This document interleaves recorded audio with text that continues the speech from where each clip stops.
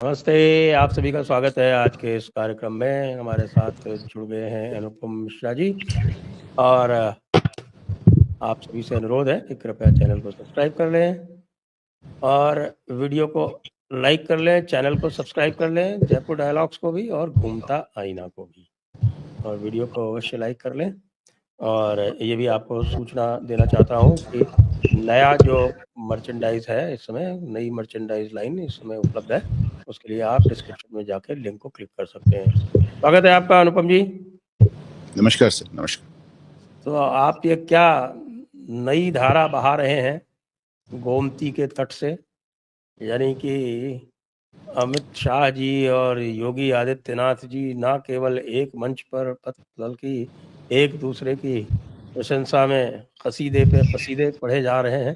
ये क्या हो रहा है? देखिए, कई चीजें समझ में आती हैं। पहली बात तो ये कि इतनी बड़ी संख्या में, इतनी बड़ी मात्रा में कभी पुलिस वालों को मुख्यमंत्री स्तर से 60,244, अगर मुझे ठीक याद है, नियुक्ति पत्र नहीं बांटे गए। दूसरी बात, इसका गृह मंत्री से कोई लेना देना नहीं था। कोई सेंट्रल सर्विसेज तो है नहीं, राज्य की पुलिस वालों से गृह मंत्री का क्या लेना देना। लेकिन हमारे योगी आदित्यनाथ जाते हैं, उनको व्यक्तिगत रूप से 3-4 दिन पहले इनवाइट करके आते हैं। जब वो जाके मिलते हैं तब बड़ी बात भी होती है कि साहब क्यों गए क्यों गए क्यों गए। फिर पता चला कि न्योता देने गए और न्योता वो स्वीकार भी करते हैं और आते ही नहीं हैं।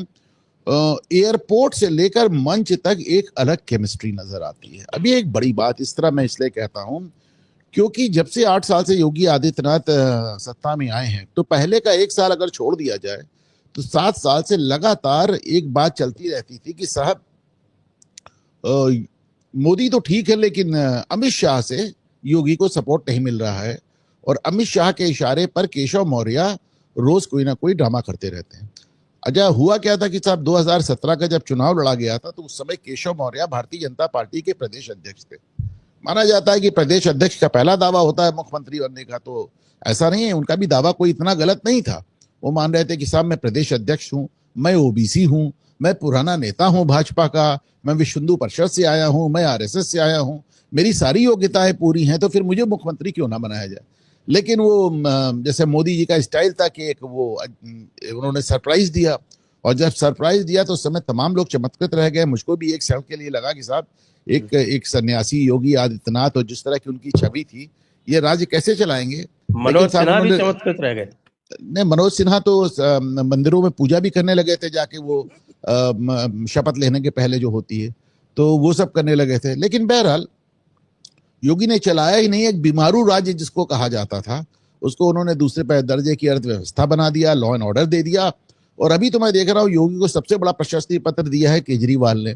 केजरीवाल अभी 2 दिन पहले पंजाब में बोल रहे थे, कह रहे थे कि हमारे यहाँ जो बिजनेसमैन और जो इंडस्ट्रियलिस्ट आ रहे हैं वो भाग जा रहे हैं उत्तर प्रदेश में, वो यहाँ नहीं लगाना चाहते, यूपी में लगाना चाहते हैं। अगर आप केजरीवाल इस तरह की बात करें तो ठीक है, केजरीवाल भगवंत मान को भी डैमेज कर रहे होंगे। उनकी आदत है डैमेज करने की। जब एक नेगेटिव आदमी होता है, जब किसी को नहीं कर पाता तो अपने घर में डैमेज करने लगता है, तो भगवंत मान को डैमेज कर रहे होंगे। लेकिन ये कहना कि पंजाब के उद्योगपति यूपी भाग रहे हैं, मैं समझता हूं कि इससे बड़ी योगी के लिए सर्टिफिकेट क्या हो सकता है।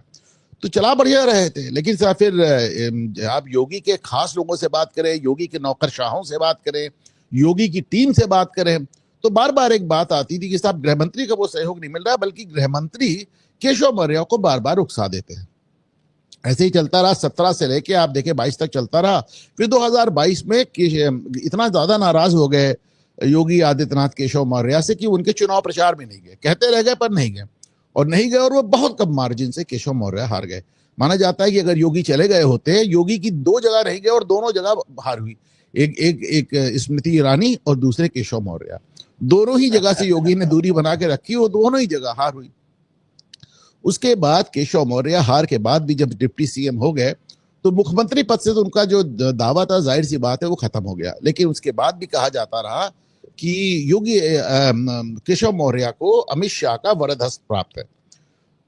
ऐसे चलते चलते साहब 2024 आ गया, 2 साल और गुजर गए, और 2024 में भारतीय जनता पार्टी उतने ही सीटों से केंद्र में सरकार में बहुमत से चूक गई जितनी सीटें वो बीजेपी उत्तर प्रदेश में हारी।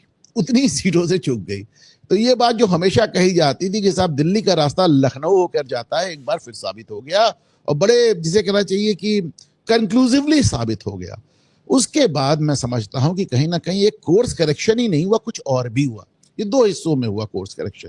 पहले हिस्से में कोर्स करेक्शन ऐसा हुआ कि जब 10 सीटों पे उपचुनाव हुआ तो उसमें केंद्र सरकार ने बिल्कुल हाथ खींच लिया, कह दिया साहब योगी साहब आपका स्टेट आपके हवाले, ना हम कैंडिडेट्स के सिलेक्शन में बोलेंगे और ना हम चुनाव प्रचार में आएंगे। योगी ने कैंडिडेट सिलेक्शन भी खुद किया, चुनाव प्रचार भी खुद किया, और उसके बाद आपने देखा 10 में से 8 सीटें निकाल के दे दी, मुस्लिम बाहुल्य सीटें भी निकाल के दे दी। तो उसके बाद मैं मान के चलता हूं कि एक भाजपा में उच्चतम स्तर पे कोई एक फैसला हुआ जिसका असर आपको कल नजर आया, पहली बात। दूसरी बात, एक तो ये हो गया कि भाई देखिए ये योगी का स्टेट है, योगी के हवाले है, योगी को डैमेज करके या फिर योगी को किसी भी तरह आहंगा लगाकर आप केंद्र में लगातार अच्छे से शासन करना या अच्छे से सरकार बनाने का ख्वाब नहीं देख सकते। दूसरी बात, अगर आप पिछले एक साल का, जब खास तौर से जब ये नया 11वां साल जो मोदी का शुरू हुआ है, इसको बहुत गौर से देखें तो लगता है जैसे मोदी ने अपना उत्तराधिकारी घोषित कर दिया है। वो या तो आपको विदेश दौरों पे नजर आते हैं, या आपको कैबिनेट मीटिंग में नजर आते हैं, और या चुनावी दौरों पे नजर आते हैं। इसके अलावा नहीं, वो संसद की कार्रवाई भी अमित शाह को सौंप देते हैं। आप देखिए वक्फ अमेंडमेंट कितना महत्वपूर्ण बिल था, वो उस दौरान मोदी नजर ही नहीं आए, सब कुछ उन्होंने अमित शाह पे छोड़ दिया। तो वक्फ भी अमित शाह को पास कराना है, मणिपुर भी अमित शाह को देखना है, छत्तीसगढ़ में नक्सलवादी भी अमित शाह को देखने हैं, जम्मू कश्मीर भी अमित शाह को देखना है, बिहार यूपी भी अमित शाह को देखना है, और मोदी साहब आपको साइप्रस में नजर आ रहे हैं। तो माय पॉइंट इज कि कहीं ना कहीं मोदी ने अपना उत्तराधिकारी घोषित। अच्छा, ये अभी Yogi is very young, he has just turn 52, अभी इसी महीने वो 52 साल के हुए, जो अमित शाह उनसे करीब 7 साल बड़े। तो योगी के पास अभी बहुत समय है, और पहली बात, और दूसरी बात, योगी खुद भी अभी यूपी नहीं छोड़ना चाहते। तो तमाम लोग जो इस बात को कहते थे कि योगी मोदी के उत्तराधिकारी प्रधानमंत्री पद पे बैठना चाहते हैं, इसको चलकर विवाद चल रहा है। मैं समझता हूं इसको लेके कहीं ना कहीं भारतीय जनता पार्टी में पूरी तरह से एक मत साफ हो गया है कि साहब योगी को अभी यूपी में ही रहना है, यूपी को योगी की जरूरत भी है। आज अगर योगी हट जाए तो पिछले 8 साल में जो कुछ हुआ वो 8 घंटे में बराबर हो जाएगा, मैं आपको बता रहा हूं ईमानदारी से। आज अगर योगी हट जाए तो योगी को अभी लंबे समय तक उत्तर प्रदेश में रहना है, उत्तर प्रदेश को उनकी जरूरत है, और केंद्र में कहीं ना कहीं मोदी अपना उत्तराधिकारी घोषित कर चुके हैं और योगी ने उनको स्वीकार लिया है। तो योगी ने अमित शाह को केंद्र में और अमित शाह ने योगी को राज्य में स्वीकार कर लिया है। ये भारतीय जनता पार्टी के लिहाज से सबसे बड़ी और सबसे सुखद खबर है।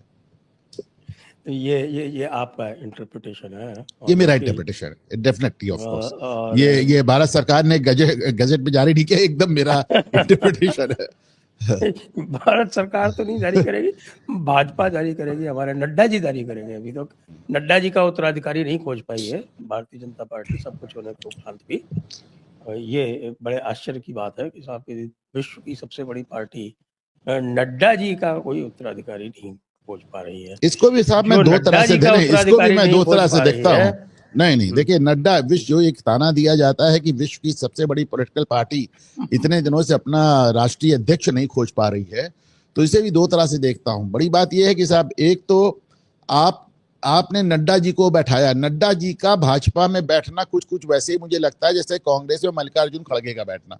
भाई नड्डा जी खुद अपने लेवल पे एक कॉर्पोरेटर का चुनाव नहीं जीत सकते, लेकिन भाजपा के राष्ट्रीय अध्यक्ष बन के बैठे। अब भाजपा में आपको अध्यक्ष ऐसा चाहिए जो मोदी को भी स्वीकार हो, अमित शाह को भी स्वीकार हो, आरएसएस को भी स्वीकार हो, और मतलब सब कुछ, उसमें बहुत ढेर सारी योग्यताएं चाहिए। इसलिए जाहिर सी बात है, दिक्कत की बात है, और भाजपा के लिए थोड़ी शर्म की बात है। लेकिन दूसरी तरफ यह भी बात है कि साहब जब आप उसको विश्व की सबसे बड़ी पॉलिटिकल पार्टी कहते हैं तो जाहिर सी बात है उसमें समय लगना है। ये कांग्रेस तो है नहीं ना कि सुनो खड़गे जी आओ बैठ जाओ। ये आप सोचिए ना, ये बाकी पार्टियों की तरह तो नहीं है ना कि जेब से निकाल के अध्यक्ष बना दिया। तो आपका यह निष्कर्ष है कि मोदी जी, लेकिन मुझे तो मोदी जी 2034 तक नहीं जाते दिख नहीं रहे। अरे बिल्कुल नहीं साहब, 2029 तक मोदी जी कहीं जाते नहीं दिख रहे, और 2029 के बाद 34 में भी, जैसे एक फिल्म आनंद आई थी ना, उसका डायलॉग था आनंद कहीं जाते नहीं। दोस्तों मोदी कहीं जाते नहीं, आप इसको मानिए। मोदी आपको 34 के बाद भी अगर वो प्रधानमंत्री नहीं तो किसी और पद पे नजर आएंगे। मोदी रिटायर नहीं होते। आनंद मरा नहीं करते हो, मोदी रिटायर नहीं होते।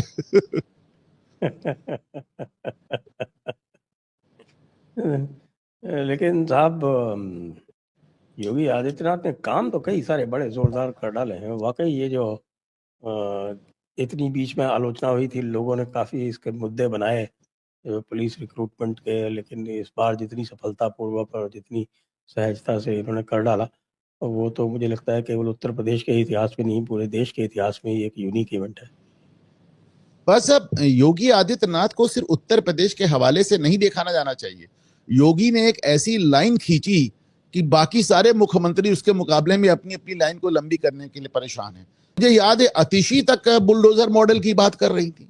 मतलब योगी ने एक ऐसी लाइन खींची जो भाजपा और गैर भाजपा दोनों मुख्यमंत्रियों के लिए पूरे देश में कहीं ना कहीं एक मॉडल बन गया। उनको सिर्फ उत्तर प्रदेश के हवाले से हाथ मत देखिए।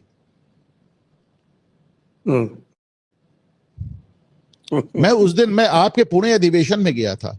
मैं आपके पुणे अधिवेशन में गया था, जयपुर डायलॉग्स के। तो वहां से हम लोग एक जगह जा रहे थे, हम और अभिषेक तिवारी। तो हम लोगों ने एक ऑटो लिया था। तो वो ऑटो ड्राइवर, आप अभिषेक से पूछे, वो ऑटो ड्राइवर हमसे कह रहा था कि भाई मैं तो कांग्रेस का वोटर हूं, लेकिन योगी हो तो उनको वोट दे दूंगा। अच्छा।